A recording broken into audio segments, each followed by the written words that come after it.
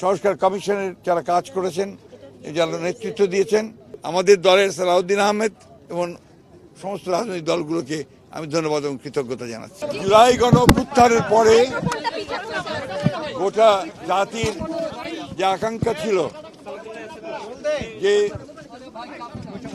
রাষ্ট্রীয় ব্যবস্থার পরিবর্তন এবং জন আকাঙ্ক্ষা পূরণের জন্য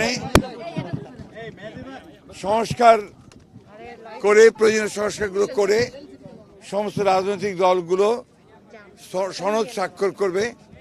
তার জন্য অন্তর্বর্তীকালীন সরকার যে কমিশনগুলো গঠন করেছিলেন সেটা প্রায় 7-8 মাস তারা পরিশ্রম করে আজকে এই সনদ স্বাক্ষরের মধ্য দিয়ে বাংলাদেশের রাজনৈতিক ইতিহাসে একটি নতুন অধ্যায়ের সূচনা হলো।